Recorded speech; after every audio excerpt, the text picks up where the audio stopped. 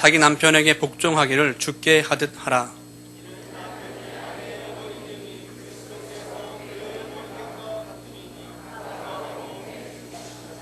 그러므로 교회가 그리스도에게 하듯 아내들도 범사에 자기 남편에게 복종할지니라.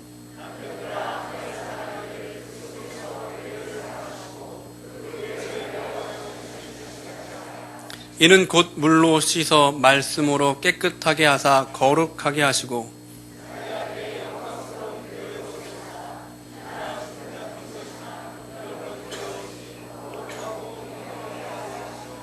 이와 같이 남편들도 자기 아내 사랑하기를 자기 자신과 같이 할지니 자기 아내를 사랑하는 자는 자기를 사랑한 것이라.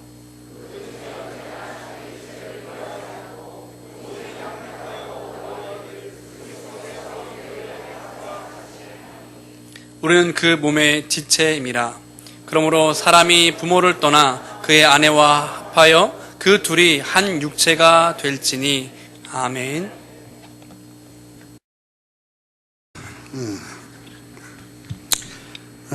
주의 이름으로 축복합니다. 오늘은 부부주일입니다. 매년마다 5월 21일 1995년 5월 21일 날 세계 최초로 우리 경남 창원에 있는 권재도 목사님 부부에 의해 가지고 부부주일이 이렇게 생겼습니다만은 국가적으로는 2007년도에 법정 기념일로 제정되었습니다. 21일 둘이 하나 되어 21일 오늘 5월은 가정의 달을 맞이해서 오늘 넷째 주는 부부주일로 지키는 날입니다. 오늘 저는 부부주일을 맞이해서 이 부부의 지수를 높여라 이런 제목 가지고 말씀을 드리려고 합니다. 부부의 무슨 지수를 높여야 될 것인가? 첫째는 신앙의 지수를 높여야 합니다. 부부에게 있어서 무엇보다도 가장 중요한 것은 뭐니 해도 신앙입니다. 왜냐하면 이것은 영혼 문제고 사실 가정은 부부는 신앙에 의해서 좌우되기 때문입니다. 전문상담가 나유수 목사님께서 이 부부 문제를 이렇게 치유하는 상담을 하실 때 가장 중요하게 여기는 게 뭐냐? 그거는 다른 것이 아니라 성경적으로 가장의 역할이 뭐냐, 남편의 역할이 뭐냐, 그리고 아내의 위치가 뭐냐, 그것을 정확하게 가르쳐주면 부부는 그냥 치유된다는 거예요. 한마디로 말하면 신앙으로 부부가 자기 위치를 바로 할 때 그 가정은 바로 정상적으로 치유가 된다는 말입니다. 하나님께서 이 땅에 한 가정을 세우실 때는 가정 식구들이 모두 다 하나님을 섬기고 경외하는 가정이 되도록, 이것이 가정의 바로 가정을 세우신 하나님의 목표입니다. 그렇다면 부부에게 있어서 가장 중요한 것은 믿음의 한 부부가 되는 겁니다. 믿는 부부라면 어떻게 하면 우리 부부가 더 잘 믿을 것인가? 뿐만 아니라 양가 가정에 안 믿는 식구들이 있다면 어떻게 하면 우리 양가의 모든 가정 식구들이 다 예수를 믿을 것인가? 이것이 바로 하나님께서 우리 부부를 만들어 주시고 가정을 세워 주신 목표가 됩니다. 주 예수를 믿으라. 그리하면 너와 네 집이 구원을 받으리라. 아멘. 그런 면에서 고넬료는 성경에 나오는 우리 믿는 사람들의 모델 가정이기도 합니다. 사도행전 10장 2절에 보면 그가 경건했습니다. 가정이 경건했습니다. 남편이 경건했습니다. 하나님 중심으로 살았단 말입니다. 하나님을 잘 믿는 남편이요 가정이었단 말입니다. 고넬료는 혼자만 잘 믿은 것일까요? 아닙니다. 그는 온 집안과 더불어 하나님을 경외하며 사랑하는 아내는 물론이지만은 사랑하는 자녀는 물론이지만은 어떻게 하든지 양가의 가정이 온 집안 우리 집안이 전부 다 하나님을 경외하도록 최선을 다해서 마침내 온 집안이 하나님을 경외하는 자리까지 나간 것입니다. 그것뿐입니까? 그는 백성을 많이 구제했습니다. 예수를 잘 믿는다는 사람들 가운데 볼 것 같으면 교회 생활 예수님은 잘 믿는데 가정에 가보면 부부가 늘 문제가 많아요. 직장에 가도 같은 동료 직원들끼리 사회생활할 때도 사람들과 늘 부딪히고 왕따 당하고 그러한 문제를 가지고 있는 성도들이 교회에 없다고는 볼 수가 없어요. 그런데 이 고넬료는 예수님을 하나님을 잘 본인이 믿을 뿐만 아니라 온 집안이 다 하나님을 경외하는 집안이 되었을 뿐만 아니라 백성을 많이 구제하는 사람들과도 좋은 관계가 되고 믿는 사람의 향기가 나는 그러한 대단한 균형 잡힌 멋있는 그러한 크리스찬이었던 것입니다. 뿐만 아니라 그는 항상 하나님께 기도해서 하나님과 교제하고 하나님의 응답받는 그러한 기도의 사람, 믿음의 사람, 신앙의 사람, 사랑의 사람, 바로 고넬료이었던 것입니다. 사랑하는 성도 여러분, 하나님이 원하시는 부부는 어떤 부부일까요? 잘 먹고 잘 살고 서로 놀러나 다니는 그러한 부부가 아니라 바로 고넬료처럼 우리 부부가 하나님을 잘 믿고 또 뿐만 아니라 온 가정이 다 하나님 믿는 건 물론이지만은 이 사랑도 베풀면서 주님의 믿는 사람답게 살아가는 그러한 부부, 그러한 가장, 그러한 집안, 우리 21세기 교회가 지향하는 복된 우리 성도님들 모든 가정 되기 주의 이름으로 축원을 드립니다. 우리 가정도 시간이 흐르면 흐를수록 하나님을 더 잘 믿는 부부가 돼야 되겠어요. 그러기 위해서 서로 기도해 줘야겠어요. 우리 아내 기도 잘해, 나보다 믿음 많어. 아내의 기도에 덕이나 입어보려고 하는, 물론 남편이 믿음이 부족할 수가 있습니다만은 그럼에도 불구하고 내가 믿음 부족하지만은 아내를 위해서 그 약한 믿음 가지고라도 기도해 주는 가장이 있다면 얼마나 하나님께서 그 아내를 복되게 해주실까요? 얼마나 하나님께서 그 남편 마음속에 가장으로서 영적인 권위와 영적인 은혜를 하나님이 주시지 않겠습니까? 서로 부부간에 서로를 위해서 기도해주는 부부, 신앙생활 잘하도록 서로 남편이 아내가 약해졌을 때 손잡아주고, 남편이 사회생활 지치고 피곤할 때 아내가 격려해주면서 서로 신앙의 버팀목이 되는 부부 뿐만 아니라 교회를 더 잘 섬기도록, 그리고 자녀들에게 신앙교육도 잘 시키고 가정예배도 드리는 그러한 부부, 신앙의 지수를 우리 가정들이 예년보다 더 높여 나아가는 여러분들 다 되기를 주님의 이름으로 축원합니다. 그럴 때 하나님의 축복과 은혜가 가정에 있게 됩니다. 뿐만 아니라 두 번째로는 행복의 지수를 높여야 됩니다. 하나님께서 한 가정을 꾸며주실 때 주 안에서 행복하게 살라고 만들어줬습니다. 하나님이 세상 만드실 때 모든 것을 향하여 보기 좋다, 보기 좋다 그렇게 하셨습니다마는 아담을 만드시고 난 이후에는 하나님이 보시기에 좋지 않다 이렇게 말씀하셨습니다. 창세기 2장 18절을 볼 것 같으면 여호와 하나님이 이르시되 사람이 아담이 혼자 있는 게 좋지 못하다. 하나님 창조 가운데 단 한 가지만 하나님이 좋지 않다고 하신 것은 아담을 만드시고 나셔서 하신 말씀입니다. 하나님이 이 말씀하신 것은 내 창조에 있어서 내가 실패했다라든가 미흡하다라든가 미달이 되었다는 말이 아니라 하나님이 아담을 창조하고 나서 부모가 자녀를 바라볼 때에 아쉬움을 느끼는 것처럼, 부모가 자녀를 바라보며 아쉬움을 느끼는 것은 사랑의 아쉬움입니다. 마찬가지로 우리 하나님께서 아담을 보시면서 혼자 있는 게 좋지 못하구나, 좀 더 아담을 행복하게 해줘야겠다, 그런 사랑의 차원의 하나님의 고백입니다. 그래서 우리 하나님께서 이 아담에게 하와라는 그러한 아내를 이렇게 하나님이 허락해 주셨습니다. 아담 품에 안겨주셨습니다. 그때 아담 입에서 고백이 나오기를 창세기 2장 23절을 보면 아담이 말하는데 이는 내 뼈 중에 뼈다, 살 중에 살이다. 하나입니다. 행복의 장갑니다. 하나님을 찬양한 게 아닙니다. 하나님께 감사하다고 말하는 것이 아닙니다.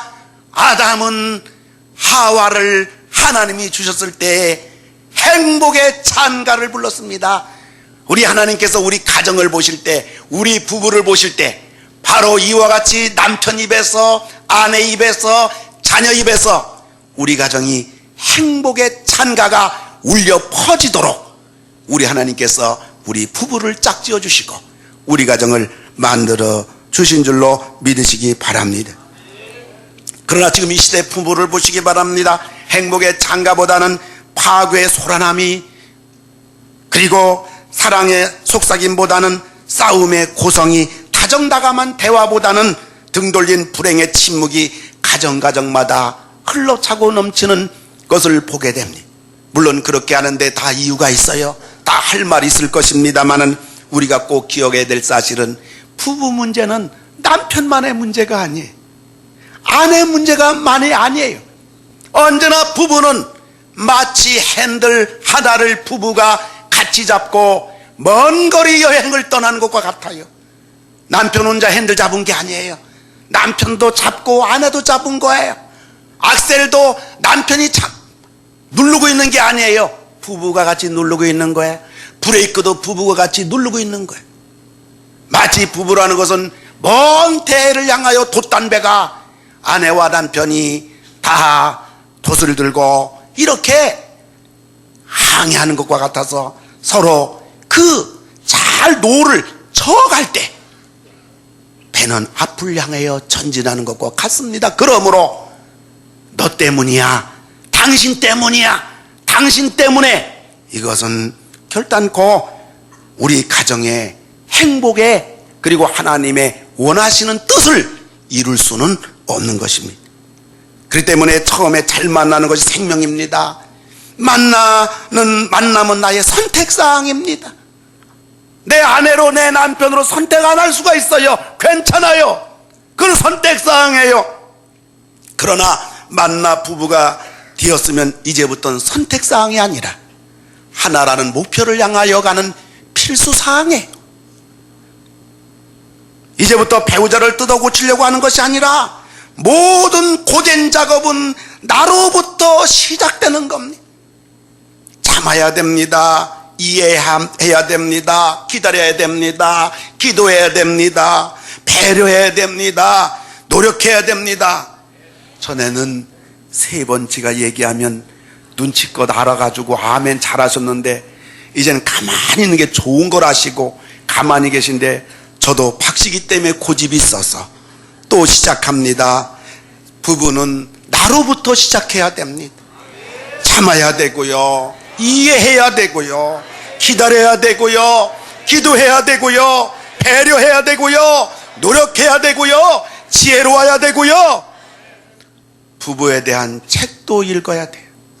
시중에 좋은 책이 행복에 이르는 우리 가정의 비결, 원숙한 아내가 되는 지름길, 가정을 잘 다스리는 남편에 이르는 길, 수십 수백 가지 책이 있는데요, 여러분들이 그 가운데 책 한 권만 가지고 여러분들이 그것을 읽어가면서 내가 이런 남편 돼야 되겠구나, 내가 이게 부족하구나, 아내들이 그런 책 하나를 선정해 가지고 말이죠, 그 한 책을 우리 부부의 행복의 지침서로 한 권만 읽어가면서 아내의 지침서로 삼는다면요, 여러분, 행복은 그렇게 불가능한 것 아니고요, 그렇게 어려운 것이 아닙니다. 세미나도 좀 참석도 해보고요, 그리고요, 정 안 되면 전문 상담가를 찾아가서 상담도 받는 것. 여러분, 몸 아프면 병원 가듯이 가정 부부 문제로 상담가를 찾는 것은 마치 병원 가는 것처럼 그거는 대단히 중요하고 지혜롭고, 그리고 하나님의 그 회복의 은총을 받는 길입니다. 가정 꾸몄다고 부부가 되었다고 행복의 천사가 저절로 우리 가정에 주어지는 게 아니라, 가정 꾸미고 부부가 되었으면 행복의 천사를 향하여 찾아가는 게 부부입니다. 하나와 하나가 만나서 둘이 되고, 둘이 된 이후에 또 둘이 하나가 되는 게 부부. 하나와 하나 따로 있을 때보다 둘이 만나서 하나가 되는 게 10배, 100배는 어렵습니다. 많은 사람이 착각합니다. 만나면 행복할 줄 알아요. 만나면 잘 될 줄 알아요. 천만입니다. 러시아 격언에 이런 말이 있습니다. 싸움터에 나갈 때는 한 번 기도하라. 먼 바닷길을 항해하러 나갈 때는 2번 기도하라. 결혼할 때는 3번 기도하라. 그런 말이 있어요. 생사 갈림길 전쟁터보다 망망대해 돛단배보다 한 가정이 정상궤도에 오르는 것이 얼마나 더 어렵다는 것을 이렇게 가르쳐 주는 거예요. 옛날 우리 부모님들은 서로 왼수하며 살았습니다만 서로를 챙겨주며 배우자가 병들면 가슴 아파했어요. 자녀들이 배우자에게 엄마 아빠에게 조금 잘못하면 아주 분해했습니다. 아빠한테 그럴 수 있냐고, 엄마한테 그럴 수 있냐고. 배우자가 다른 사람의 손가락질을 받으면 밤잠을 못 자고 속상했습니다. 우리 남편에게 저럴 수 있냐고, 우리 아내에게 저럴 수 있냐고. 끊을래야 끊을 수 없는 한평생 사는 게 부부였습니다만 요즘은 스피드 시대라 그런지 몰라도 그냥 부부의 줄을 칼로 무베듯이 싹둑 잘라버려요. 이제 제일 중요한 게 부모가 아니에요. 자녀가 아니에요. 부부가 제일 중요해요. 부부가 하나가 돼야 부모에게 효도할 수 있지. 부부가 하나가 돼 자녀를 잘 양육할 수 있지. 서로 못나고 부족한 사람들이 만난 게 부부예요. 그러나 부부가 하나가 되면 이 세상에서 가장 강하고 가장 위대한 일을 이끄는 것이, 만들어가는 것이 부부입니다. 특별한 남자 있습니까? 뭐 특별한 여자 있습니까? 이 세상에 솜사탕 같은 여자가 어디 있습니까? 내 아내가 솜사탕 같은 여자라고 생각하고 착각하고 사는 거예요. 이 생에 영국 신사 같은 남자가 어디 있습니까? 내 남편이 그래도 최고라고 여기며 살 겁니다. 윤대현 서울대병원 강남센터 정신건강의학과 교수가 60세 이상 여성 180명을 대상으로 강의하면서 이런 질문합니다. 다시 태어나셔도 지금 배우자와 결혼하시겠습니까? 질문하니까 180명 중에 한 명이 손들었어요. 근데 그분은 이상하게도 무슨 질문을 교수님이 하기만 해도 계속 손을 들어서 그분을 만나 이야기해봤더니 치매 증세가 있는 거예요. 최근 60세 이상 황혼 이혼이 신혼 이혼을 앞지르고 있는데 일본에서 황혼 이혼의 5건 중에 4건이 할머니가 할아버지를 내치는 경우라고 합니다. 그러나 생각해 봅시다. 죽음을 앞둔 사람이 황혼 이혼해서 뭘 얻겠다는 겁니까? 무엇이 못마땅해서 끝장내겠다는 것입니다. 이 나이에.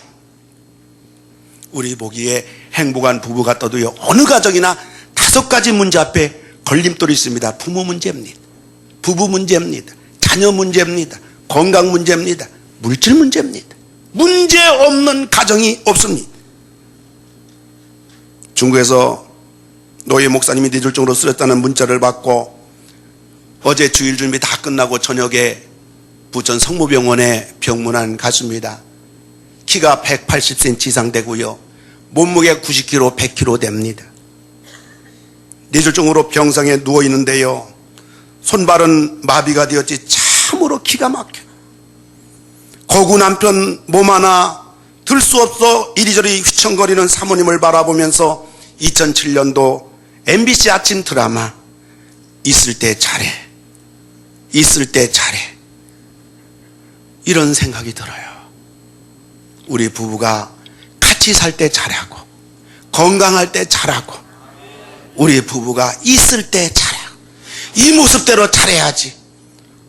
변화되고 새로워진 다음에 내가 잘해줄 텐데 그 노래는 언제까지 부를 노래라냐 말이에요. 부부 행복 10계명이 있습니다. 침묵 부부가 되지 말고 대화 부부가 되라. 부부 사이 침묵은 금이 아니라 침묵하면 금이 가게 된다. 대화 부부가 돼야 된다. 이래야 행복한 부부가 된다. 2번째, 퉁명 부부가 되지 말고 감사 부부가 되라. 부부관계 문제 생기는 것 가장 큰 이유 중에 하나가 퉁명스러움입니다. 원망 불평을 버리고 서로 친절한 그러한 감사 부부가 될 때 행복한 부부가 된다. 3번째, 돈 부부가 되지 말고 신앙 부부가 되라.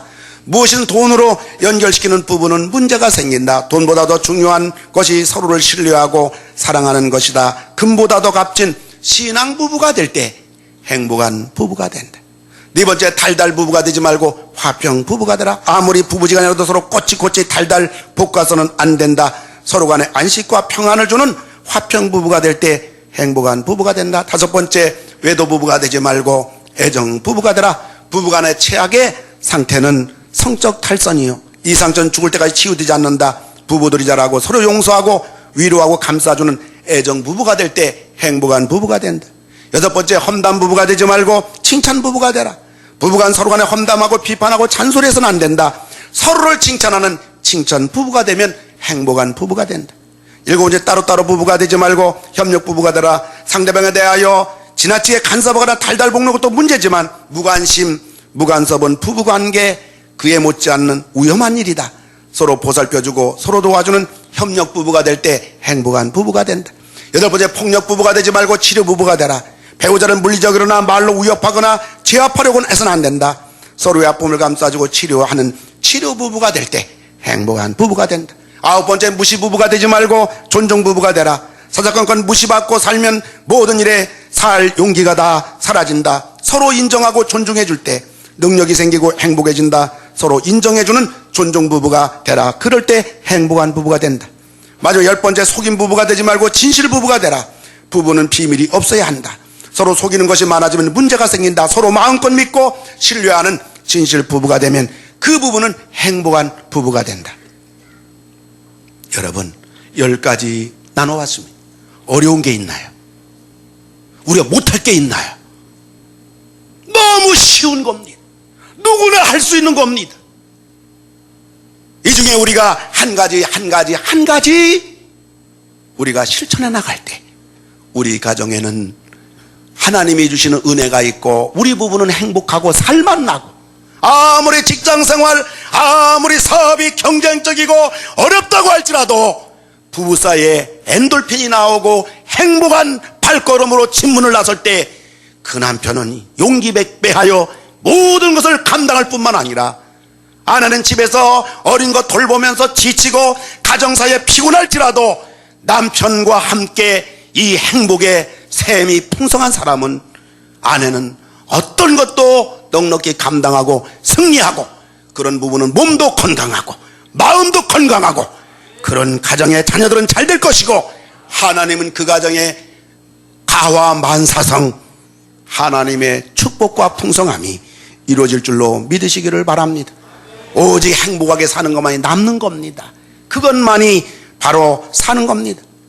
신앙의 지수를 높이고 행복의 지수를 높이고, 마지막 세 번째, 축복의 지수를 높여야 됩니다. 믿음 생활 잘하고 행복하게 살면 하나님이 축복해 주는 줄로 믿으시기 바랍니다.